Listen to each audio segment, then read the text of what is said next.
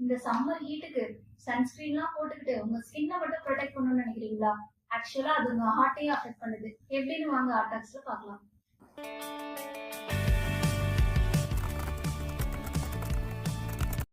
Excess summer heat can stress your heart too. எப்படின்னு பாத்தீங்கன்னா excessive ஸ்வெட்டிங்கால dehydration இருக்கும். அதனால சர்க்குலேட்டிங் பிளட் வால்யூமும் பிபியும் கம்மியாகும். இதனால உங்களோட ஹார்ட் ரேட்டும் கார்டியாக் ஒர்க்லோட அதிகமா இருக்கும். இது யாரெல்லாம் ரொம்ப அஃபெக்ட் ஆகுதுன்னா heart disease patients, kidney disease, elderly and diabetics ரொம்ப அஃபெக்ட் ஆகுது. அப்ப ஹீட் ஸ்ட்ரோக்கு ஹீட் எக்ஸாஷனுக்கு என்ன டிஃபரன்ஸ்? ஹீட் எக்ஸாஷன்ல பாத்தீங்கன்னா எக்ஸசிவ் ஸ்வெட்டிங் இருக்கும்.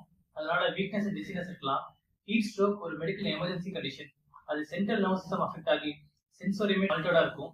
பர்టిక్యులரா கார்டியாக் பேஷண்ட்ஸ் சம்மர்ல கொலாப்ஸ் ஆகுறாங்க. கார்டியாக் பேஷண்ட்ஸ் பாத்தீங்கன்னா அவங்க டயபெட்டிக்ஸ் எடுத்துட்டு இருப்பாங்க. அதனால டீஹைட்ரேஷன் இருக்கும். அவங்க பிளட் ஹீமோ கான்சன்ட்ரேஷன் இருக்கிறதுனால த்ராம்போடிக் டெண்டன்சியும் அதிகமா இருக்கும். ரத்தம் கட்டி உருவாகிற தன்மை. ஹீட்ல அவங்க வெசல்ஸ்லாம் டைலேட் ஆகுறதுனால பிபி கம்மியாகும். எலக்ட்ரோலைட் இம்பேலன்ஸ்னால அவங்களுக்கு ரிதம் டிசார்டர்ஸ் வர சான்ஸ் இருக்கு. இந்த சம்மருக்கு பேஷண்ட்ஸ்க்கு என்ன ப்ரிகாஷன்ஸ்லாம் சொல்லலாம்? 5 precautions மெயின் என்னன்னு கேட்டீங்கன்னா ஸ்மால் ஃப்ரீக்வென்ட் ஃப்ளூயிட்ஸ் எடுக்கிறது, அவாய்ட் நூன் ஹீட் எக்ஸ்போசர், அதாவது 11 AM to 4 PM முடிஞ்ச அளவுக்கு வெளியே போகிறத அவாய்ட் பண்ணிக்கோங்க. மெடிகேஷன்ஸ் கரெக்டாக எடுத்துக்கோங்க. உங்கள் பிபி மானிட்டர் பண்ணுங்க. சின்ன சிம்டம்ஸ் செஸ்ட் பெயின் டிசீனஸ் இருந்தாலும் பக்கத்தில் ஹாஸ்பிட்டலில் போய் செக்அப் பண்ணிக்கோங்க. For more useful information follow our page.